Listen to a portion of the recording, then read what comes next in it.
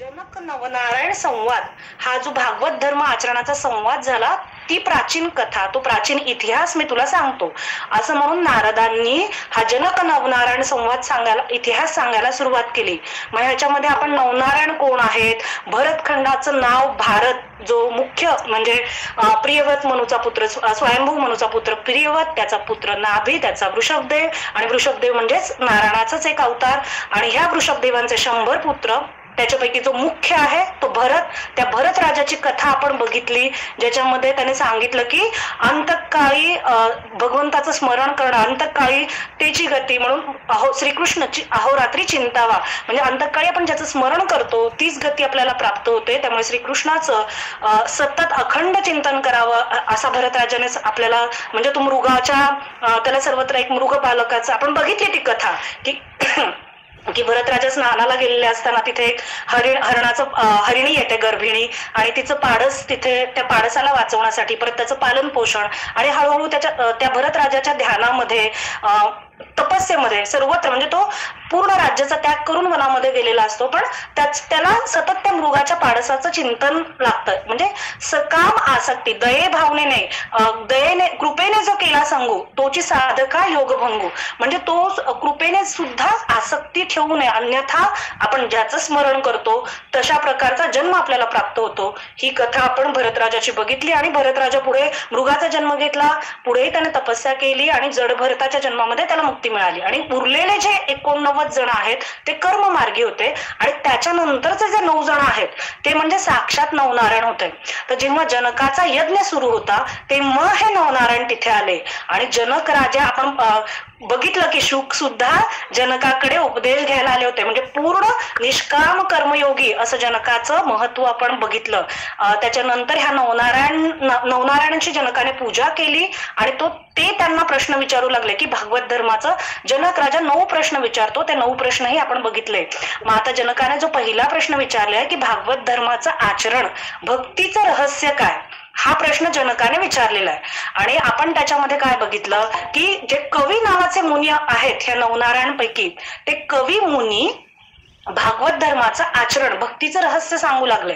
मग त्याच्यामध्ये आपण काय काय बघितलं की मी देह आहे हा जो संकल्प आहे तो देह बुद्धी दृढ करतो, आणि ह्या संकल्पाने, हा जो संकल्प आपण केलेला असतो, ह्या विचारामुळे संसाराचं भय दृढ होतं. मग योगी काय करतात, जी इंद्रिय बाहेर गमन करतात त्यांना ते दमन करण्याचा प्रयत्न करतात, जबरदस्तीने कोंबण्याचा प्रयत्न करतात. हठयोगी असं करतात यम नियम करून. पण भक्त काय करतात, तर भक्त आपली सगळी इंद्रिय ही भगवंताच्या चरणी लावतात. 11ही इंद्रिय वृत्ती ह्या भगवंताच्या चरणी लावतात. मग तिथे आपण बघितलं की मने करावे हरीचे ध्यान, श्रवणे करावे कीर्ती श्रवण, जीवने करावे नामस्मरण. अशा प्रकारे प्रत्येक इंद्रिय हे भक्त भगवंताच्या चरणी समर्पित करतात, आणि त्यामुळेच त्यांना जबरदस्तीने इंद्रियांचं दमन करावं लागत नाही. आणि अशा प्रकारे आपोआप कोणत्याही जबरदस्तीशिवाय अगदी सहज गतीने त्यांची विषयासक्ती दूर होते. आणि म्हणूनच नाथ महाराज इथे आपल्याला सांगतात की म्हणून हरिभक्ती द्योतिली वेदे, वेदांनी म्हणूनच आपण हेही बघितलं की ज्ञानाने नियंत्रण मिळवता येत नाही. त्याच्यासाठी आपण जैमिनी ऋषींची आणि व्यास महर्षी, म्हणजे आपण आपल्याला लक्षात असेल मागच्या एका चिंतन वर्गात ती कथा सांगितली होती की व्यास महर्षी जैमिनींना सांगतात की ज्ञानाने नियंत्रण मिळत नाही. आणि मग ते पुढे कशा प्रकारे ती कथा आपण बघितली. त्याच्यानंतर अनेक, जसं दैनंदिन जीवनातलीही आपण उदाहरणं बघितली की ज्ञानाने नियंत्रण मिळू शकत नाही, आणि त्यामुळे ही जी इंद्रिय भगवंताच्या चरणी, हरीच्या चरणी भक्त समर्पित करतो, ह्याने आपोआप विषयासक्ती नाहीशी होते, आणि आपोआप तो भक्त भगवत स्वरूपाला प्राप्त होतो. मग ह्याची आपण अनेक उदाहरणं बघितली. त्याच्यामध्ये आपण अंबरीश राजाचं उदाहरण बघितलं, गोकुळातले गोप गोपिका, म्हणजे नाथ महाराजांचा एक अभंग आहे, त्याच्यामध्ये ते म्हणतात की यज्ञाच्या मुखातून भगवंताला अन्न ग्रहण करायला इतका त्रास होतो, पण तोच भगवंत, आठवते ब्रह्मदेवाचा गर्वहरण नावाचा प्रसंग आपण बघितला होता, तोच भगवंत उष्ट्या गोप बालकांची, त्यांचे उष्टे केलेले ताक, जे लोणी आहे, हे सगळं तो भगवंत खात होता. इतका प्रेमाने हा भगवंत भूलतो. आणि मग भागवत धर्म कशाला म्हणायचं, दारासूत गृह प्राण करावे भगवंताचे अर्पण, हे आपण बघितलं. त्याच्यानंतर भक्तीतील कर्माचं स्वरूप आपण बघितलं. काय कर्माचं स्वरूप? की सहेतुक अहेतुक जी काही कर्म होतील ती सगळी कर्म कायेन वाचा मनसेंद्रियर्वा बुद्धात्मना वानुसृत स्वभावात करोति यद्यत् सकलम परस्मै नारायणाति समर्पयामी. सगळी कर्म भगवंताप्रती म्हणजे भगवंताला केंद्रबिंदू ठेवून भक्त हा आचरण करत असतो.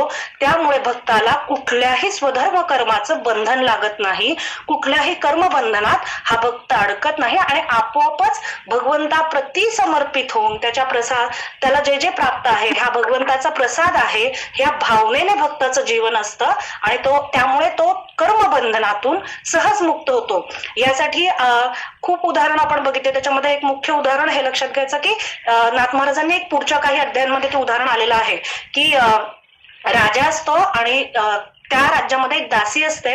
ती दासी जोपर्यंत दासी या रूपात आहे तोपर्यंत तिला त्या राज्याच्या सगळे नियम आणि सगळी बंधनं तिला लागू पडतात. पण ज्या क्षणी ती दासी राजा तिच्याशी लग्न करायचं ठरवतो आणि ती दासी राणी होते त्या क्षणी त्या सगळ्या नियमांपासून जे सेवक नोकर चाकर यांच्या नियमांमध्ये बद्ध असलेली ती दासी तत्क्षणी ज्या क्षणी ती राजाशी एकरूप होते तत्क्षणी त्या सगळ्या नियमांनाही नियम तिला लागू पडत नाहीत. ते सगळे नियम बैसले शेजारी गोविंदाच्या तुकारामांचा एक अभंग आहे. ज्या क्षणी भगवंताशी एकरूप होतात तेव्हा स्वधर्म. तरीही संतांनी स्वधर्म कर्मांचं आचरण केलेलं आहे आणि स्वधर्म कर्म अत्यंत महत्वाची आहेत. हा उपदेश आपल्याला शिकवण्यासाठी त्यांचं ते लीलाचरित्र आहे. म्हणजे मुक्त झाल्यानंतरही त्यांना कुठल्याही प्रकारच्या कर्मांचं बंधन नाहीये, तरी आपल्याला शिकवण्यासाठी म्हणजे गोरा कुंभारांनी मडकी बनवली, नरहरी सुनारींनी दागिने बनवले, म्हणजे त्यांचं जे जे कर्म आहे स्वधर्म कर्म ते त्यांनी आपल्याला करून दाखवलं, ते आपल्याला शिकवण्यासाठी. इथपर्यंत आपण बघितलं. आणि भक्ती ही किती उच्च आहे आणि भक्ती हे एक अत्यंत महत्वाचं साधन आहे हे आपण अनेक उदाहरणांनी बघितलं. जांबुवंती, वानर, वनचर, मला वाटतं बऱ्याच कथा आपण बघितलेल्या आहेत मागच्या चिंतन वर्गामध्ये. आणि माया म्हणजे जी मायेचं जर निरसन करायचं असेल, माया तरणोपाय स्थिती तदर्थी मुख्य भगवत भक्ती म्हणजे भगवत भक्ती हेच मुख्य साधन आहे मायेपासून तरण्याचं, हेही आपण बघितलेलं आहे. आणि त्याच्यासाठी आपण खूप उदाहरणं बघितली. आता ही एवढी म्हणजे सर्वस्व अशी ही भक्ती आहे, इतकं भक्तीचा अगाध महिमान आहे. इथपर्यंत आपण बघितलं तो ओवी क्रमांक 479. आता आपल्याला लक्षात आलं की भगवत भक्ती ही अत्यंत महत्वाची आहे आणि अत्यंत सोपा उपाय आहे. वेदांनीही तो सांगितलेला उपाय आहे. आणि वेदशास्त्र न पठण करता अनेकांनी मला वाटतं आपण गजेंद्राचं उदाहरण बघितलं, गजेंद्राची कथा बघितली. पूर्वीच्या जन्मात तो इंद्रद्युम्न नावाचा राजा असतो आणि अंतकाळी तो पूर्णपणे भगवंताला शरणागत होऊन भगवंताला जेव्हा हाक मारतो सगळं त्याचं बल त्याचे सैन्य ह्यांच्यामधून ह्यांच्या जे त्याने अपेक्षा ठेवलेल्या असतात की हे आपल्याला मदत करतील किंवा स्वतःकडून ज्या अपेक्षा असतात आपण स्वतःचं रक्षण करू शकतो, हा मीपणा विसरून जेव्हा तो भगवंताला शरण जातो आणि तत्क्षणी त्याला भगवंताकडून मदत प्राप्त होते जेव्हा त्याला मगरीने गेलेलं असतं. आणि हेही बघितलं की अशा भक्ताचे पाय पकडल्यामुळे त्या मगरीलाही उत्तम गती प्राप्त होते. तर इतकं भक्तीचा अगाध महिमान आहे. म्हणजे बऱ्याच कथा आपण भक्त प्रल्हादाची कथाही आपण बघितली. भक्त प्रल्हादाची कथाही आपण पुढे आणखी बघणार आहोत उत्तम भागवताची लक्षणामध्ये, त्याच्यामध्ये आपण ती कथा परत आणखी एकदा बघू. तर अशा प्रकारे आपण भक्त प्रल्हादाची कथा बघितली. तर आपल्याला हे लक्षात आलं की भक्ती हा अत्यंत सोपा, आचरण करायला सोपा असा उपाय आहे जो वेदांनी आपल्याला सांगितलेला आहे आणि हा अत्यंत श्रेष्ठ उपाय आहे आणि त्याचा महिमा आपण आपल्या शब्दांनी वर्णन करू शकत नाही. मग आता अशी ही भक्ती आपल्याला कशी प्राप्त होईल हे 478 ओव्यापासून आता आपण पुढे बघणार आहोत. इथपर्यंतचा भाग आपण मागच्या काही चिंतन वर्गांमध्ये बघितलेला आहे. तर भक्तीचे अगाध महिमान तेथे रिघेना भवबंधन ते करावया भगवत भजन सद्गुरु चरण सेवावे. आता भक्तीचं इतकं अखंड महिमान आहे आणि ते महिमान म्हणजे ती भक्ती जर आपल्याला प्राप्त व्हावी असं आपल्याला वाटत असेल तर आपण काय केलं पाहिजे, सद्गुरूंचे चरण सेवा केली पाहिजे. म्हणजे भगवद्गीतेमध्ये 4थ्या अध्यायामध्ये मला वाटतं 34वा श्लोक आहे. तद्विद्या प्रणिपातेन परिप्रश्नेन सेवया उपदेशांती ते ज्ञानम ज्ञानिनस्तत्वदर्शिनः. ते ज्ञान पैगा बरवे जॉईन होत हा. ते ज्ञान पैगा बरवे जरी मनी हाती आणावे तरी संताया भजावे सर्वस्वेशी. जे ज्ञानाचा कुरठा तेथ सेवा हा दारवंटा तू स्वाधीन करी सुभटा ओळगुनी. मग ह्याच्यासाठी कसं करावं, कसं शरणागत व्हावं सद्गुरूंना, तरी तनु मनो जीवे चरणासी लागावे आणि अगर्वता करावे दास्य सकळ.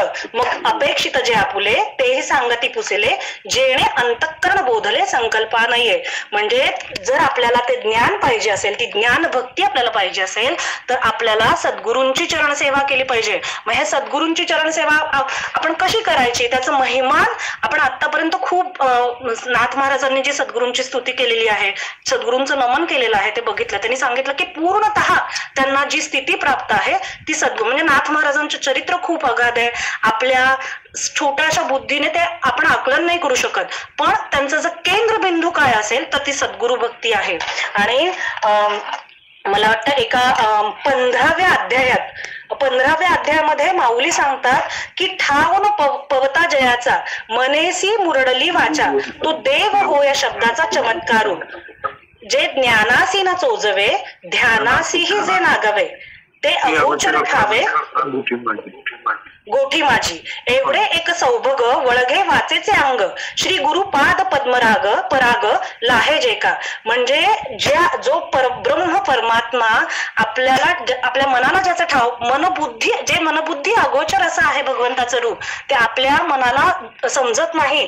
ते सुद्धा फक्त आणि फक्त कधी प्राप्त होतं, जर सद्गुरूंच्या चरणांचे आश्रय घेतला तरच तो भगवंत आपल्याला प्राप्त होतो. आणि त्या भगवंताला शब्द रूपात आणण्याचं सामर्थ्यही निवृत्तीनाथ महाराजांनी दिलेलं आहे. माऊलींनी स्पष्टपणे प्रत्येक अध्यायाच्या मंगलाचरणामध्ये सद्गुरूंचं वर्णन माऊलींनी केलेलं आहे. त्यामुळे सद्गुरु कृपा हाच भगवत भक्तीचा किंवा भगवत प्रेम प्राप्तीचा मुख्य केंद्रबिंदू आहे. हे आपण सगळ्या संतांच्या चरित्रातून बघू शकतो.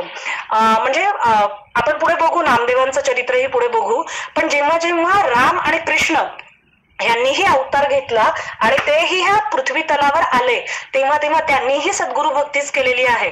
म्हणजे मर्तेन यो गुरुस्तम यमलोक नीतम तो आमच्या अनया शरणाद परमास्त्र दग्ध. म्हणजे अगदी ज्या भगवंताने जेव्हा श्रीकृष्ण संदीपनी ऋषींच्या आश्रमात होते तेव्हा त्यांनी त्या मेलेल्या गुरुपुत्राला सुद्धा परत आणून दिलं. कारण सद्गुरूंच्या ऋणातून मुक्त होणं हे अत्यंत कठीण आहे. त्यामुळे सगळ्या संतांचं चरित्र जर आपण बघितलं, जनाबाईंचं चरित्र, केवढा नामदेवांवर प्रचंड विश्वास, आपण एक एक उदाहरणं घेत जाऊ जशा ओव्या येतील. पण सद्गुरु भक्ती आणि सद्गुरूंवर असणारं प्रेम, त्यांच्याशी साधलेली अद्वैतता हाच मुख्य आधारस्तंभ भगवत भक्तीचा, भगवत प्रेमाचा. कारण आपण हेही बघितलं की अगदी जरी ज्याला आत्मसाक्षात्कार झालेला आहे, अपरोक्ष अनुभूती ज्याला प्राप्त झालेली आहे, त्याला सुद्धा वेदांनी सद्गुरु भक्ती आणि ईश्वर भक्ती करायला सांगितलेलं आहे, आज्ञा दिलेली आहे. कारण ज्ञानाने नियंत्रण मिळत नाही, ह्याच्यासाठी आपण बऱ्याच गोष्टी, बऱ्याच कथा आपण ह्यापूर्वी बघितलेल्या आहेत.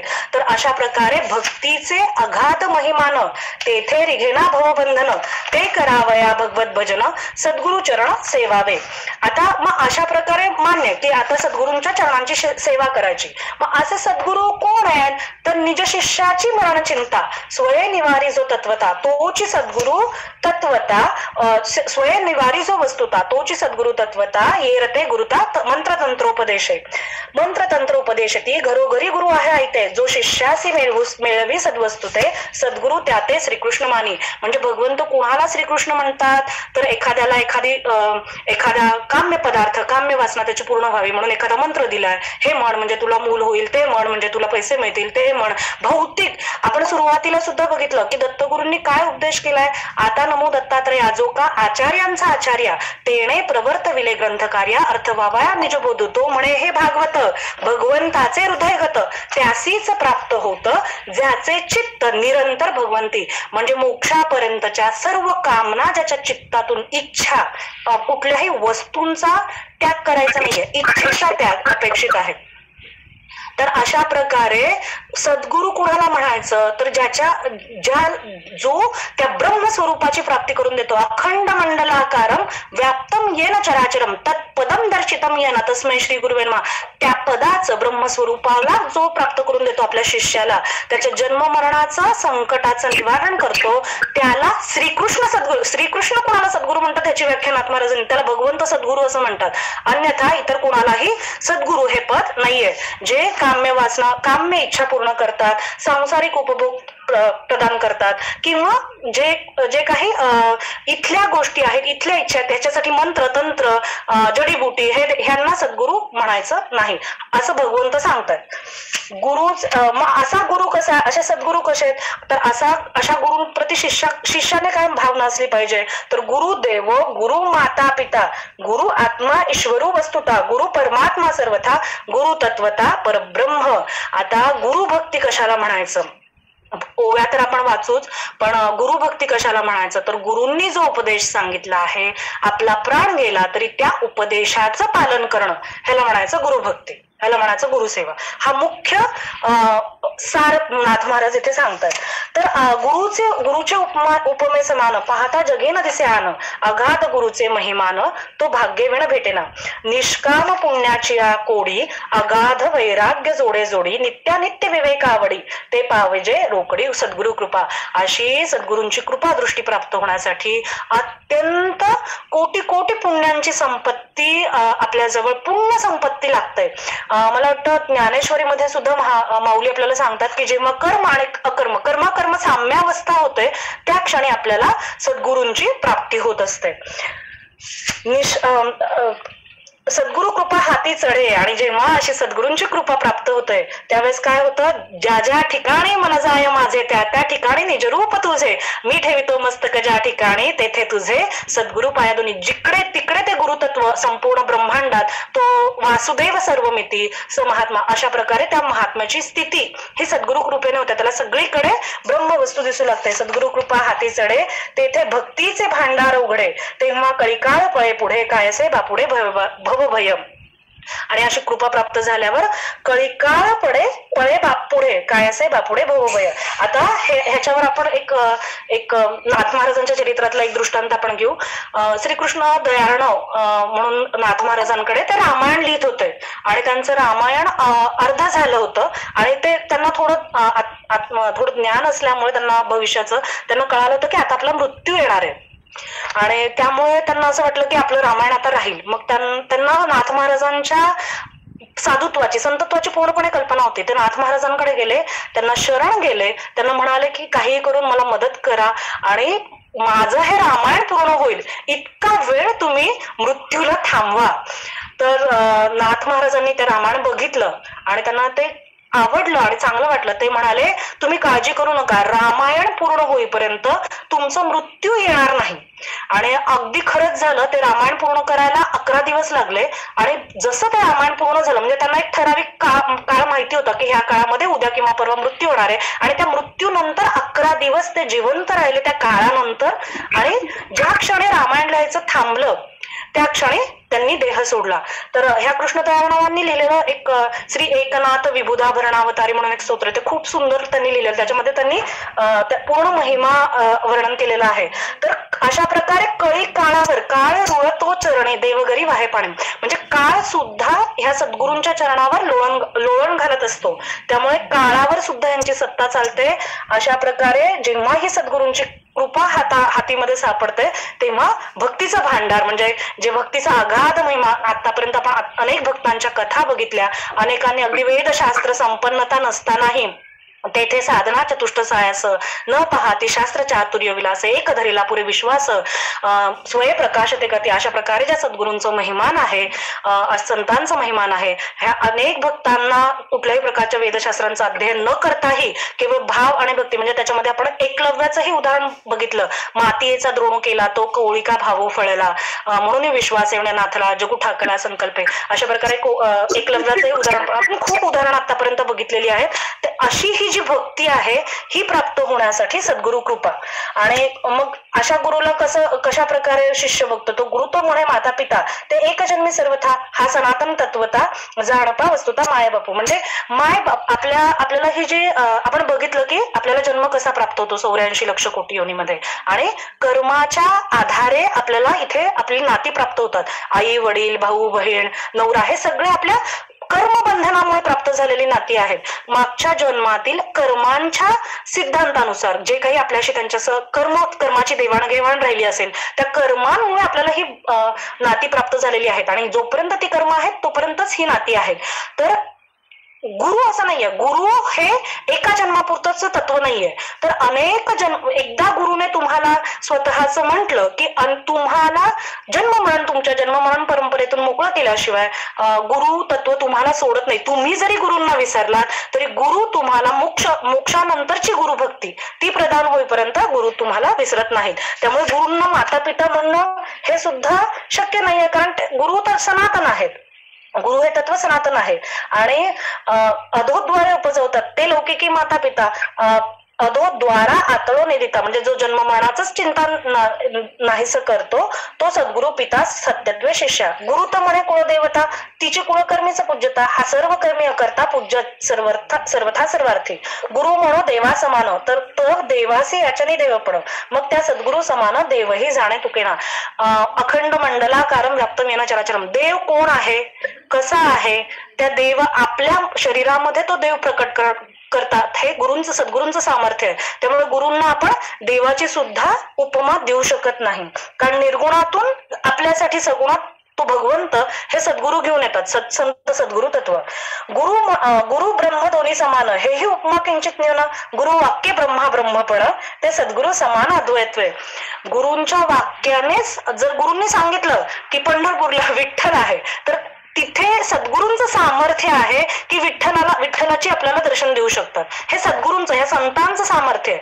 त्यामुळे खूप लोक बऱ्याच इतिहासाचे पुरावे खूप गोंधळ घालतात, पण आपल्याला संत काय सांगतात आणि सद्गुरू काय सांगतात हा त्यांच्या वाक्यावर आपण दृढ विश्वास ठेवला पाहिजे. आणि गुरु जी साधना सांगतात, गुरु जे करायला साधना देतात ती आपण त्यांच्या शब्दांवर, कारण ती गुरूंची शक्ती आहे. गुरूंनी जर एखाद्या दगडाला जरी पाया पडायला सांगितलं तर त्या दगडामधून सुद्धा भगवंत प्रकट करू शकतात आणि आपल्याला त्याचं दर्शन करू शकतात. एवढे सामर्थ्य गुरुतत्वामध्ये आहे.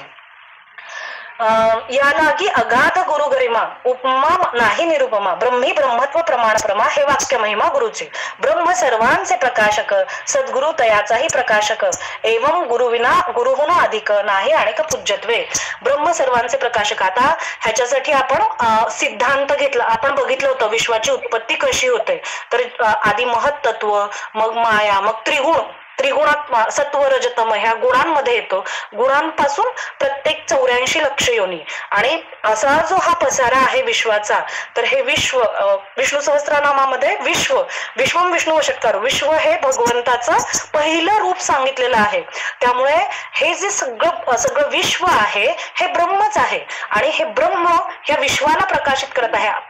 त्याच्या चैतन्य शक्तीने अकर्ता राहूनही संपूर्ण विश्व प्रकाशमान हे ब्रह्म करत आहे. पण हे आपल्याला ह्याची शब्दज्ञान, ह्याची अपरोक्ष अनुभूती आपल्याला कशी प्राप्त होते? हे ब्रह्म सर्वांना प्रकाशित करता आहे. आपण बघितलं विश्वाची उत्पत्ती कशी होते. प्रत्येक वासनेच्या मधून जन्म घ्यावा लागतो. जीव 84 लक्ष योनीमध्ये फिरतो आणि जेवढे काही माऊली म्हणतात ना टाकसाळ, ही अशी 84 लक्ष योनींची जी टाकसाळ निर्माण झालेली आहे ही ह्या भगवंतामुळेच झालेली आहे. मग हे जे विश्व आहे ब्रह्म सर्वाचे प्रकाशक. एक सुंदर दृष्टांत माऊलींनी सांगितलेला आहे. पडदा असतो आणि त्याच्यावर एकच प्रकाश वेगवेगळ्या रंगांमधून परावर्तित होऊन आपल्याला आकृती दाखवतो. प्रकाशक ह्या शब्दांमधून आपण ते उदाहरण घेतलं, तशी बरीच उदाहरणं सांगितलेली आहेत. तर अशा प्रकारे हा भगवंत आहे, हाच वेगवेगळ्या रंगाचे, वेगवेगळ्या रूपांचे, वेगवेगळ्या नामांचं प्रकाशन करत असतो. मग हे जे ब्रह्मतत्व आहे ह्याचं प्रकाशन कोण करतं? ह्या ब्रह्मतत्वापर्यंत कोण घेऊन जातं? तर सद्गुरू. म्हणून ब्रह्म सर्वांचे प्रकाशक, सद्गुरू तयाचाही प्रकाशक. मग ते ब्रह्म कसं आहे ह्याचं शब्दज्ञान, ह्याचं अपरोक्ष ज्ञान, त्याची अनुभूती आणि अनुभूतीनंतरही त्याची भक्ती, त्याचं प्रेम, म्हणजे त्याच्याशी जुडणं, जे सगळ्यात सर्वोत्तम उच्चतम अवस्था आहे ज्ञानोत्तर प्रेमलक्षणा भक्ती. तर सद्गुरु तयाचाही प्रकाशक म्हणून हे सगळं आपल्याला सद्गुरूंमुळे प्राप्त होतं. त्यामुळे एवं गुरु होणे अधिक नाही आणि पूज्यत्वे, म्हणजे जर ह्यासाठी गुरुशिवाय सद्गुरूंशिवाय कोणीही पूज्य, आणखी पूज्यमान नाहीये, सद्गुरूंपेक्षा श्रेष्ठ कोणीही नाही. या लागे गुरु ते मनुष्य बुद्धी पाहो नये का त्रिशुद्धी, ऐशी भावार्थ बुद्धी सहजे चित्तशुद्धी सत्शिष्या. म्हणजे गुरूंना मनुष्य बुद्धीने बघू नये. मनुष्य बुद्धीने म्हणजे त्यांचा कुठला देह आहे, त्यांचं काय, मनुष्य बुद्धी म्हणजे विषयांच्या दृष्टीने गुरूंकडे बघू नये. तर गुरूंना तत्व समजून त्यांच्या ठिकाणी बघितलं पाहिजे. कारण आपल्याला काय व्हायचंय, आपल्याला आपली आधीच आपल्यामध्ये विकार आहेत, जन्म घेणे लागे वासनेच्या संगे. आणि नाथ महाराजांनी मला वाटतं एक 8व्या अध्यायात सांगितलंय, म्हणजे विहिरीप्रमाणे आहे. एका ठिकाणी हे सगळे संत आहेत आणि अहोरात्र विषय भरडी असं म्हणतात नाथ महाराज. अहोरात्र विषयांचं चिंतन करणारे आपण सर्वजण. आणि त्याच्यामुळे आपल्याला ते म्हणतात ना, कावीळ झालेल्याला जग पिवळं दिसतं. आपल्याला विषयांचीच बुद्धी आहे, त्यामुळे आपण समोर बघताना काय बघणार, विषयच बघणार. मग नाथ महाराज सांगतात असं करू नका. सद्गुरूंकडे पाहताना वैषयिक दृष्टीने बघू नका. म्हणजे त्यांचा देह कसा आहे, त्यांचा रंग कसा आहे, त्यांचं रूप कसं आहे, जे भौतिक गुणधर्म आहेत त्या भौतिक गुणधर्माकडून सद्गुरूंना बघू नका. तुम्ही एवढं जरी केलं तरी तुम्हाला चित्तशुद्धी अगदी सहजपणे प्राप्त होईल. ज्यांचा गुरुचरणी निस्सीम भाव, त्यांचा मनोरथ पूर्वी देव, गुरु आज्ञा देवो पाळी पहावो, गुरु वाक्ये स्वयमेव जडमूढ तारी. म्हणजे ज्यांचा गुरुचरणांवर अगदी निस्सीम भाव असतो, त्यांचा मनोरथ स्वय साक्षात भगवंत पूर्ण करतो आणि भगवंतालाही गुरु आज्ञेचं पालन करावं लागतं. ह्याचं एक उदाहरण आपण बघू. म्हणजे सात्विक धैर्य किती असतं. शबरी माता जेव्हा त्या 4-5 वर्षांच्या लहान होत्या त्या, आणि त्या लहान असताना त्यांचा विवाह ठरला. तर पूर्वी बालवयात विवाह होत असत. तर मग जेव्हा त्यांना कळालं की आपल्या विवाहामध्ये अनेक प्राण्यांची हत्या होणार आहे बरं का, तर तेव्हा त्यांना फार वाईट वाटलं की आपल्या विवाहासाठी एवढ्या प्राण्यांची का बरं हत्या होऊ द्यावी. आणि त्या विवाहातून त्यांनी गमन केलं. त्याच्यानंतर त्या गुरूंच्या आश्रमात आल्या आणि गुरूंची सेवा, म्हणजे गुरूंची त्या आश्रमाची रोज झाडलोट करायची. आता गुरूंना ह्याचा पत्ताही नाही की ह्या काय करतायत. झाडलोट करणं, गुरूंचा आश्रम स्वच्छ करणं. आणि मग गुरूंनी बघितलं की कोण सेवा करतंय, मग त्यांनी आशीर्वाद दिला त्यांच्या सेवेने प्रसन्न होऊन की तुला भगवंत स्वतः प्रत्यक्ष भेटतील. आणि इतकं सात्विक धैर्य, गुरुचरणी निस्सीम भाव. गुरूंनी सांगितलंय ना भगवंत भेटणार, अगदी वृद्ध अवस्थापर्यंत गुरूंच्या आपण किती दिवस विश्वास ठेवतो. 1 वर्ष 2 वर्ष. त्रेता युगामध्ये घडलेली ही गोष्ट आहे, ही कथा आहे, हा इतिहास आहे. तर त्यांनी त्रेता युगा मध्ये माणसाचं आयुष्य हे सरासरी 10,000 वर्ष असायचं. किती वर्ष त्यांनी भगवंताची वाट बघितली, तर बऱ्यापैकी सहस्त्र वर्ष त्यांनी भगवंत येतील ह्या शब्दाची वाट बघितली. आणि इतकं सात्विक धैर्य हे गुरूंच्या शब्दांवर विश्वास ठेवल्यामुळे त्यांना प्राप्त झालं होतं. गुरूंनी सांगितलंय ना भगवंत भेटणार, ठीक आहे, मी म्हातारे जरी झाले तरी मला भेटल्याशिवाय भगवंत जाणार नाहीत. आणि भगवंतालाही राम अवतारात गुरूंनी दिलेला शब्द पाळण्यासाठी शबरी मातांना भेट द्यावी लागली. तर अशा प्रकारे ज्यांचा गुरुचरणी निस्सीम भाव, त्यांचा मनोरथ पूर्वी देव, गुरु आज्ञा देव पाळी पहाव, गुरु वाक्ये स्वयमेव जडमूढ तारी, ब्रह्म भावे जे गुरुसेवक. आता ज्यांना ब्रह्मज्ञान प्राप्ती, आपण बघितलं की हा जो 11वा स्कंध आहे, ह्या 11व्या स्कंधामध्ये हे भागवताचं पूर्ण सार आहे. ह्या 11व्या त्या भागवताचा सारांश, जे 12 स्कंद आहेत त्या भागवताचा सारांश तो हा जाण एकादश. येथे वक्ता स्वय ऋषिकेश परब्रह्म सुरस प्रबोधी. तर पूर्ण 12 स्कंधांचं सार या 11व्या स्कंदात आहे. आणि 11व्या स्कंदात काय आहे, तर मुक्तीवरील साहित्य भक्ती, गुरुभक्ती, मुक्तीवरील गुरुभक्ती, उद्धवे मागितली नानायुक्ती किंवा धर्मार्थ काम मोक्ष याचं हो पुरुषांवरती उद्धवे मागितली सारामृत निजभक्ती. सारामृत निजभक्ती श्रीकृष्ण उद्धवे हाती अर्पली.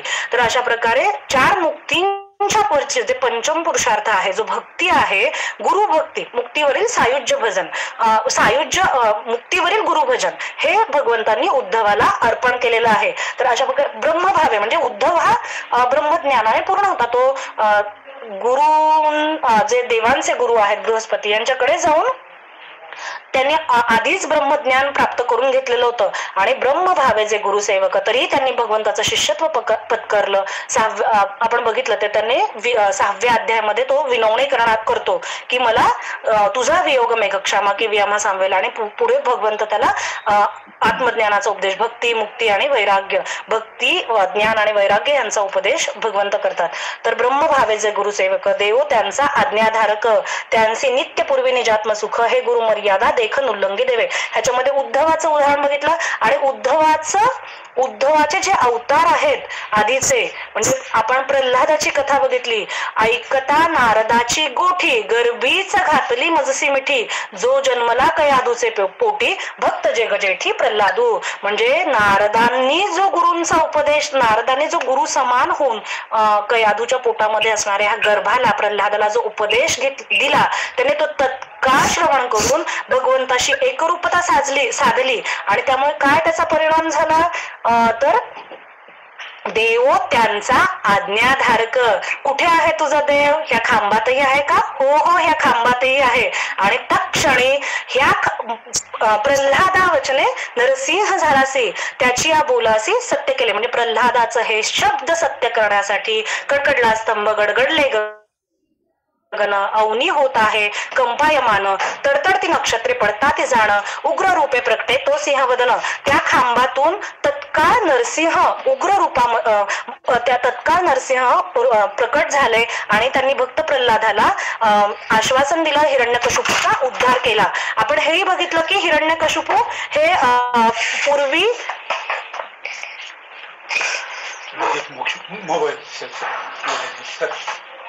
हिरण्यकशिपू पूर्वी कोण होते, तर सनातन सनंदन जे ऋषीमुनी होते, ते जेव्हा वैकुंठात भगवंताच्या दर्शनासाठी गेले होते, त्यावेळेस हिरण्यकशिपू आणि त्यावेळेस जिथे ते जय आणि विजय द्वारपाल होते, त्यांनी ह्या सनत कुमारांना भेटू दिलं नाही. त्यामुळे त्यांनी शाप दिला आणि ते जय आणि विजय हे हिरण्याक्ष आणि हिरण्यकशिपू म्हणून त्यांनी अवतार घेतला होता. त्यामुळे हिरण्यकशिपूचा वध नाही, तर त्याचा तो उद्धारच केलेला आहे, अशी ही कथा आपण बघितली. त्यामुळे आपल्याला इथे काय बघायचं की गुरूंच्या वाक्यावर जे ब्रह्मभावे जे गुरुसेवक गुरूंच्या शब्दांवर जे विश्वास ठेवतात, देव त्यांचा आज्ञाधारक, त्यांची आज्ञा भगवंत उल्लंघन करत नाहीत. त्यांच्या शब्दांचं प्रमाण म्हणजे त्यांच्या शब्दांना इतका मान आहे की त्यांच्या शब्दासाठी एखादा अत्यंत जड असेल, मूढ असेल, तर त्याचाही ते उद्धार करतात. देवो गुरु आज्ञा स्वयमानी, म्हणजे असा जो देव आहे, जो रामकृष्ण अवतारामध्ये भगवंत आले, पृथ्वी तलावर अनेक अवतारांमध्ये भगवंत आले, तर ह्या सगळ्या अवतारांमध्ये त्यांनी गुरूंची आज्ञा स्वतः सुद्धा मानलेली आहे. तर गुरु देवासी पूज्यत्व आणि देवांना पूज्यत्व कोणी प्रदान केलं, तर ह्या सद्गुरूंनीच प्रदान केलं. त्यांचे अवतार म्हणजे व्यासांनी हे पुराणांची रचना केली आणि व्यासांनीच आपल्याला दाखवून सांगितलं की हे अवतार आहेत. व्यासांनीच या वेदांचं विभाजन केलं पुराण. म्हणजे अशा प्रकारे गुरूंमुळे देवांना पूज्यत्व आलेलं आहे. एवं उभयता अभिन्नपणे भावार्थी लागोनी तारक.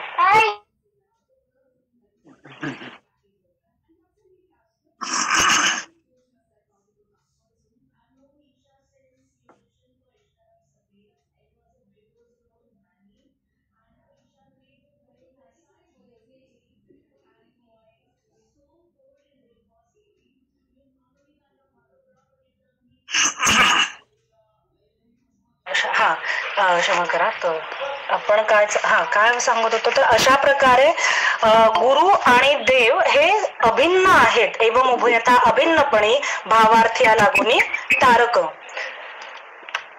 सद्भाव नाही अभ्यंतरी, बाह्य भक्ती भावोची करी, भावानुसारे संसारी नानापरी स्वय ठकती. बाह्य भक्ती भावोची करी, भावानुसारे म्हणजे जसा भाव त्याप्रमाणे त्या व्यक्तीला ते फळ प्राप्त होतं. ठकले ते मनुष्यगती, ठकले ते निस्वार्थी, ठकले ते ब्रह्मप्राप्ती, दंबे हरिभक्ती कदा नुपजे.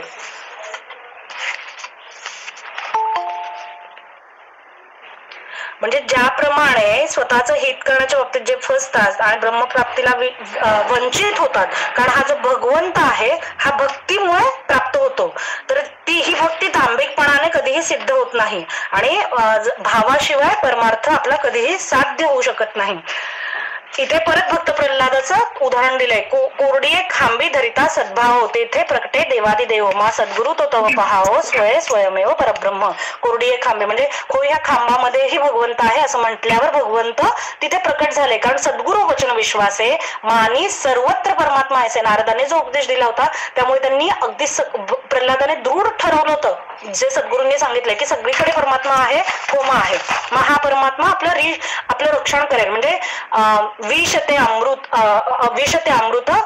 तुझ्या नामे, अशा प्रकारे प्रल्हाद अग्नीत रक्षिला जळात, अशा प्रकारे प्रल्हादाचं वेगवेगळ्या ठिकाणी वेगवेगळ्या संकटांपासून भगवंताने रक्षण केलेलं आहे. कारण त्याच्या मनामध्ये एवढा छोटासा बालक आहे. प्रल्हादाचं उदाहरण हे अत्यंत प्रेरणादायी आहे, कारण छोट्याशा बालकाने आपल्या मनामध्ये, आपल्या बुद्धीमध्ये, आपल्या चित्तामध्ये, आपल्या अणुरेणूमध्ये सर्वत्र भगवंत आहे हा दृढ विश्वास, मानी सद्गुरु वचन विश्वास आहे, मानी सर्वत्र परमात्मा आहे असा हा दृढ विश्वास ठसावला होता.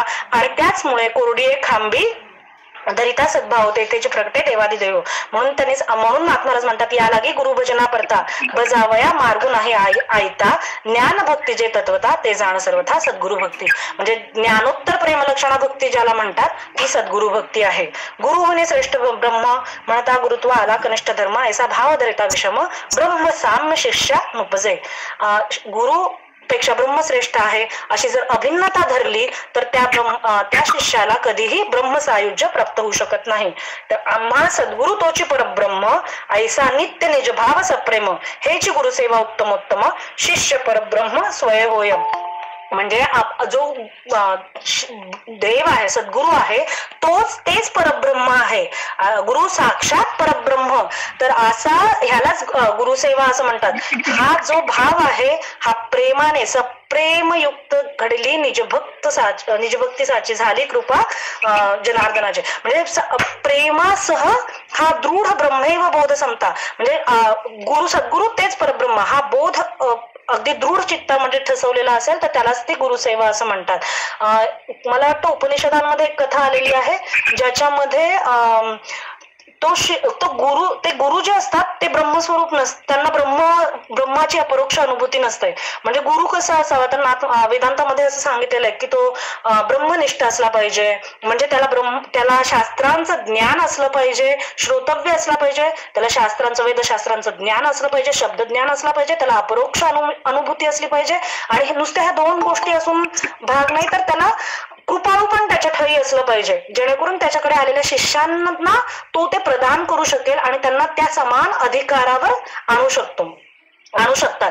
अशा प्रकारे पण ही कथा मला आठवत नाही कुठल्या उपनिषदात आहे, पण आलेली आहे की ज्याच्यामध्ये त्या गुरूंना ब्रह्माची अपरोक्ष अनुभूती नव्हती, पण शिष्याचा मात्र गुरु साक्षात परब्रह्म असा दृढ भाव होता आणि त्या भावामुळे शिष्य मात्र ब्रह्मपदावर ब्रह्मस्वरूपाला प्राप्त झाला.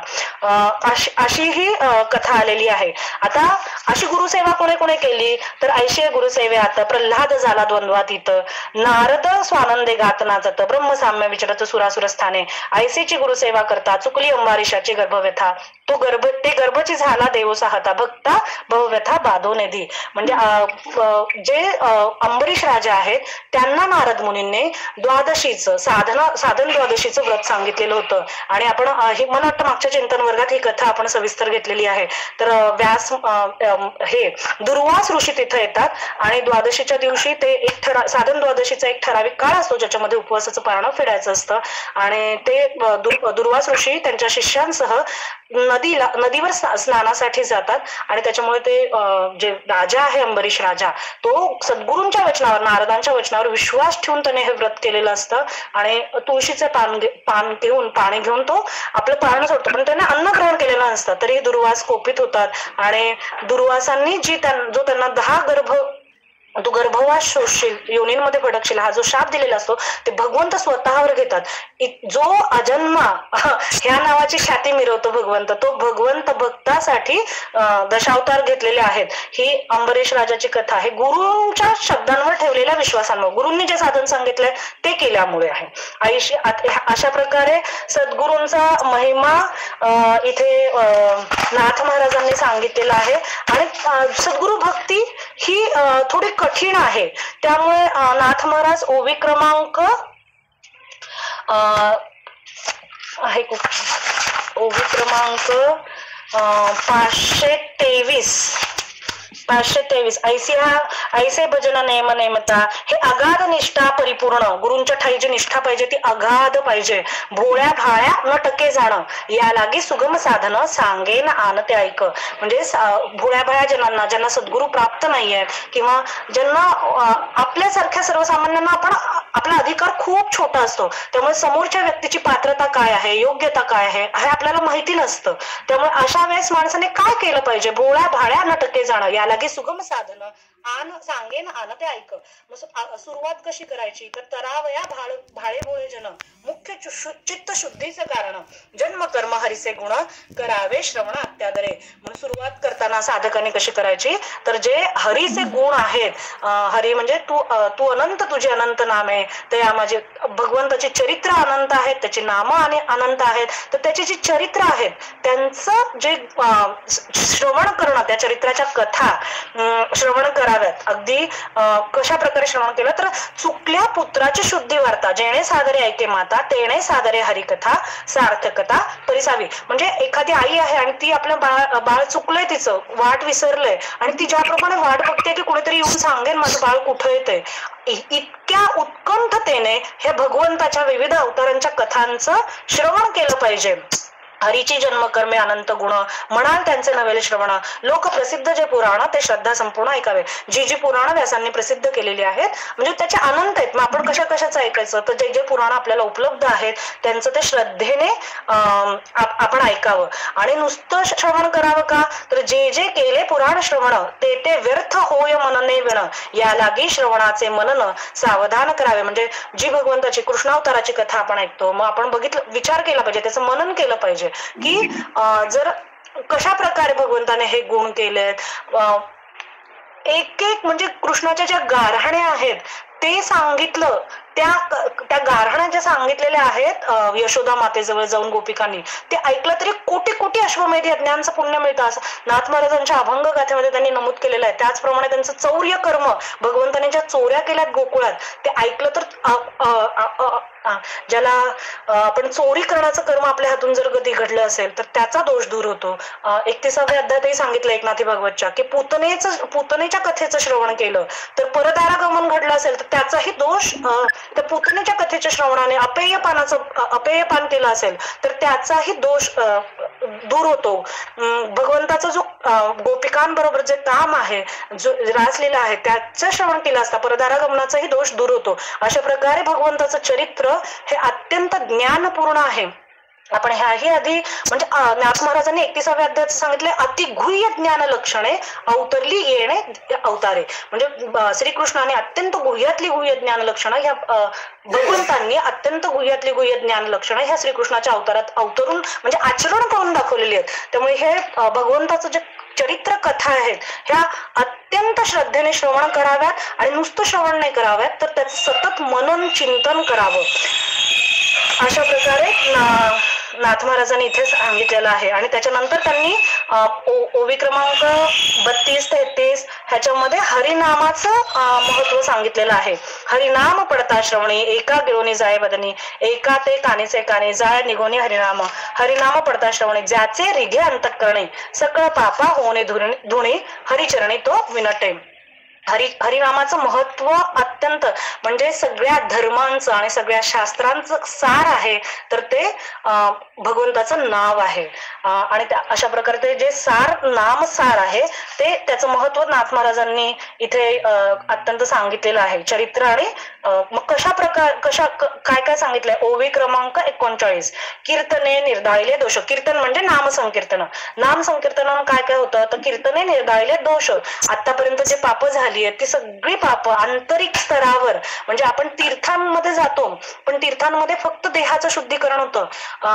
आपल्याला माऊली पण सांगतात, त्रिवेणी संगमी नाना तीर्थे गमी परी चित्त नाही नामी तरी ते व्यर्थ. म्हणजे आपण तीर्थांमध्ये जरी गेलं तरी देहाचं शुद्धीकरण होतं, पण तो देह आपल्या आधीच्या मनाचं शुद्धीकरण न झाल्यामुळे काय करतो, परत आपण ती पापाला प्रवृत्ती आपल्या आधीच्या जन्मातल्या वासना असतात, त्यामुळे परत तो देह ती पाप करण्याचं त्याची प्रवृत्ती असते. पण ही जी वृत्ती आहे पाप करण्याची वृत्ती, हीच भगवंताच्या नावाने नाहीशी होते. त्यामुळे कीर्तने निर्दाळिले दोष, जप तप ठेले निरास, यमलोक पाडिला ओस, तीर्थाची आस निरास झाली, यम नियमा पडती उपवास, मरो टेकले योगाभ्यास, कीर्तन गरजे ऋषिकेश, निर्दाळी दोष नाम मात्रे. कीर्तनाचा गडगडाटू आनंद दाटला, आनंदू कोंडला उद्भटू, हरुषे डोले वैकुंठ पिठू, तेणे सुखे निलकंठ, तांडव नाचे नाचतू. अशा प्रकारे या परी हरिकीर्तन देत परम समाधान, हा भक्ती राजमार्ग पूर्ण, ये मार्गी स्वय रक्षण चक्रपाणे करता. अशा प्रकारे जो हरिकीर्तन आहे, मला वाटतं माऊली 9व्या अध्यायामध्ये सांगतात, सततम कीर्तयंतो माम यतंतशा दृढ व्रताः नमस्तंशम्या भक्त नित्युक्त उपासते. मला तरी कीर्तनाचे आणि नटनाचे नाशिले व्यवसाय प्रायश्चित्ताचे, ते नामची नाही जे नामची नाही पापाचे ऐसे केले, यमदमा अवकाळा आणली तीर्थे ठायावरून उठवली, यमलोके खुंटली रहाटी आगवी. म्हणजे यमलोकाला जाणंच खुंटलं. आणि ते काय म्हणतात, यमू म्हणे काय यमावे, दमू म्हणे कवणाचे दमावे, तीर्थे म्हणती काय खावे दोष औकदासे नाही. म्हणजे ह्या यमाला, ह्या दमाला, ह्या तीर्थांना प्रश्न पडलाय, आता कशाचं शुद्धीकरण करावं. इतकं शुद्धीकरण नाम संकीर्तनाने होतं. ऐसे माझे नाम घोषे, नाहीसी करती विश्वाचे दुःखे, अवघे जगची महासुखे, दुमदुमीते भरिले, ते पहाटे विण पहावित, अमृते विण जीववित, योगे विण धावत कैवल्या डोळा. म्हणजे हे कसं आहे तर अत्यंत प्रभावी असं हे नामसंकीर्तन आहे. त्यामुळे ह्या नामसंकीर्तनांमुळे अंतर्बाह्य सर्वत्र शुद्धी होते. आणि इतकंच नाही तर जो नामसंकीर्तन करतो त्याच्या दर्शनाने ह्या तीर्थांना पवित्रता प्रदान होत असते. चक्र घेऊन भक्ताचे ठाई. आता हे पुढे सगळे त्या कीर्तनाचंच हे केलं आहे. म्हणजे चक्रपाणी रक्षिता, तेथे न रिघे भयाची कथा श्रवण, ज्यांचे न करवे कथा श्रवण अथवा नाटके हरिकीर्तन, तेही करावे नामस्मरण, रामकृष्ण गोविंद. अच्युत नामाची ख्याती निज ख्याती चेवला कल्पांती हो नेदीच्युती, त्या नामाते जे नित्य स्मरती ते जाण निश्चिती अच्युत अवतार. अशा प्रकारे नाम संकीर्तनाचा महिमा सांगितलाय. आणि एक मुख्य ओवी क्रमांक 550-51 की जेवढी नामाची शक्ती तेवढे पाप नाही त्रिजक्ती, नामापाशी चारी मुक्ती जाण निश्चित विदेहा. म्हणजे ह्या नामाची इतकी शक्ती आहे की ह्याच्या पुढे सगळ्या प्रकारच्या पापांचा निरसन होतं. अजामेळ पापी वदे पुत्र कामे, तया मुक्ती नारायणाचे नामे. म्हणजे त्याने आपल्या मुलाचं नाव नारायण ठेवलं होतं आणि मृत्यू समयी त्याने पुत्राच्या अभिलाषाने नारायण या शब्दाचा उच्चार केला होता. तरीही तत्काळ त्याने आधी केलेल्या सर्व प्रकारच्या पापातून मुक्ती मिळाली होती. आपण आणखी एक कथा बघितली होती मागच्या चिंतन वर्गामध्ये, तुलसीदासांची. तुलसीदास एकाच्या घरी भोजनासाठी गेलेले असतात आणि ते पापी म्हणजे त्या ग्रहामध्ये त्या गृहस्थाने त्याचं थोडं पापाचरण झालेलं असतं. तर जेवण करताना नामोच्चार केला जातो आणि त्या नामोच्चार तुलसीदास सांगतात, आता हे अन्न पवित्र आहे तर का अन्न ग्रहण करायचं नाही की जिथे पाप वासना असतात ते अन्न ग्रहण केल्या त्या वासना आपल्यामध्ये जैसे खावे अन्न तैसे होय म्हण, तर त्या आपल्यामध्ये येऊ शकतात. त्यामुळे ज्या क्षणी भोजन करताना नामोच्चार झालेला असतो तेव्हा तुलसीदास सांगतात एकदा नाम उच्चारल्यानं रामाचं सगळ्या पापांचं निरसन झालेलं आहे आणि ते सत्य होतं. अशा प्रकारे अनेक कथा, म्हणजे एक गणिका आहे जिने तिचं उदाहरण माऊलींनी 18व्या अध्यायात दिलेलं आहे, नाथ महाराजांनी सांगितलंय. तर तिने आपल्या पोपटाचं नाव राघोबा असं ठेवलेलं असतं आणि एका कवळासाठी गणिका बैसविली वैकुंठी. म्हणजे एकदा ती त्या पोपटाला राघोबा म्हणून हाक मारते आणि तत्क्षणी केवळ एकदा उच्चार केलेल्या त्या नावासाठी त्या गणिकेला वैकुंठपद, एका कवड्यासाठी गणिका बैसवली वैकुंठी. एकदा तिने नाव घेतलं तर त्या गणिकेला वैकुंठपद प्राप्त झालेलं आहे. एकनाथी भागवतामध्येही पुढे ही कथा आलेली आहे एका ठिकाणी. अशा प्रकारे जेवढी नामाची शक्ती तेवढे पाप नाही त्रिजक्ती, नामापाशी चारी मुक्ती जाण निश्चिती विदेहा. सगळ्यांचे येथे आहे अधिकार, कलियुगे उद्धार हरीच्या नामे.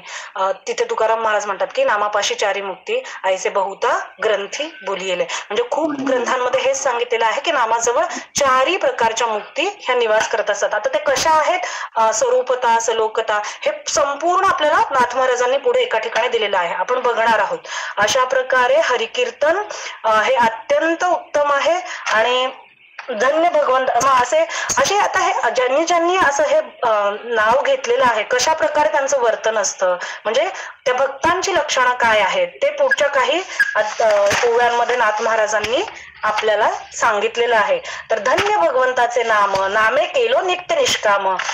ओवी क्रमांक 568-67-68.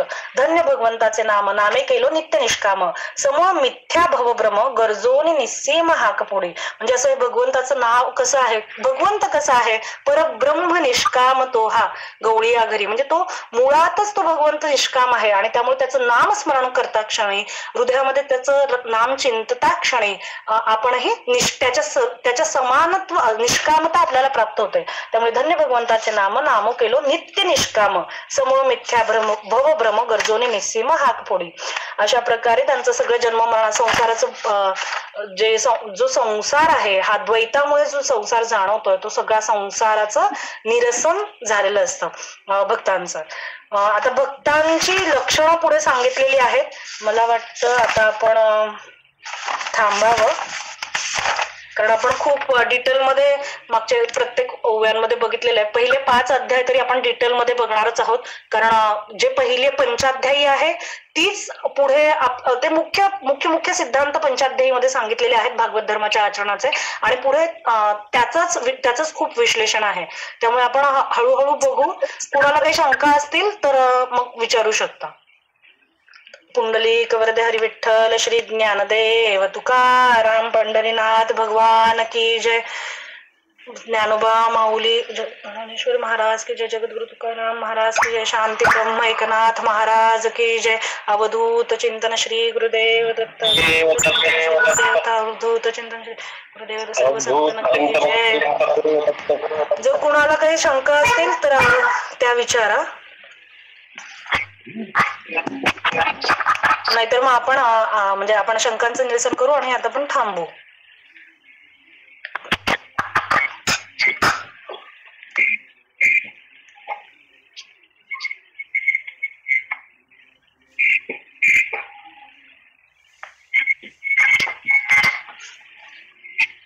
अर्चना पिसा बोला.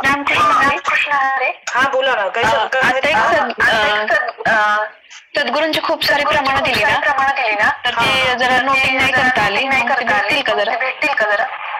हा मी पाठवते, जी माझ्याकडे नोट डाऊन केलेली आहेत ना ती मी पाठवते. थँक्यू.